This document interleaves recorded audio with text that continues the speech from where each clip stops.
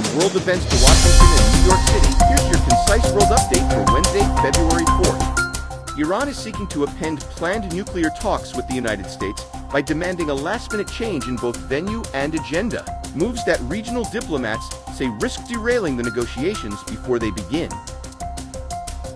Israeli Prime Minister Benjamin Netanyahu told U.S. Special Envoy Steve Witkoff on Tuesday that Iran cannot be trusted to honor any agreement as Washington explores renewed diplomacy over Tehran's nuclear program. Iraq's already fraught effort to form a new government has stalled again after parliament failed for a second time to convene a session to elect a president and appoint a prime minister.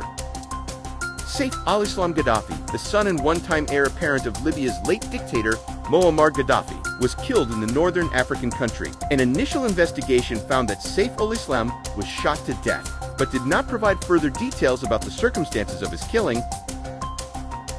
New York and New Jersey sued the Trump administration on Tuesday, accusing the federal government of illegally withholding funding for a new $16 billion rail tunnel under the Hudson River, a project officials warn is on the brink of shutting down.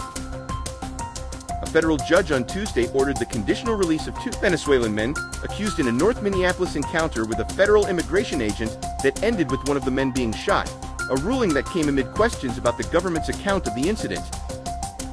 A Utah County attorney prosecuting the fatal shooting of conservative activist Charlie Kirk on Tuesday rejected defense claims that his office has a conflict of interest and should be removed from the case. NASA has postponed its long-awaited crewed moon mission until at least March after hydrogen fuel leaks disrupted a critical dress rehearsal of its massive new rocket. The Republican-led U.S. House of Representatives on Tuesday approved a government funding package aimed at ending a partial federal shutdown. On this vote, the yeas are 217 and nays are 214. Without objection, the motion is adopted. New polls show that a vast majority of Republicans still support President Trump's aggressive immigration enforcement.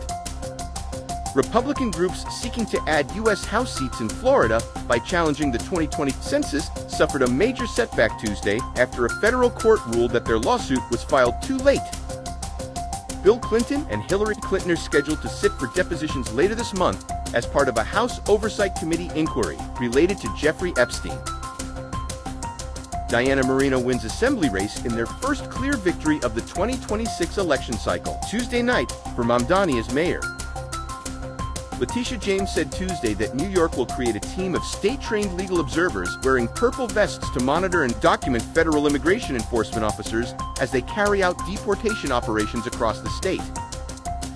A New York City police sergeant accused of killing a man by throwing a plastic cooler at him as he fled on a motorized scooter testified Monday that he acted to protect fellow officers from being struck.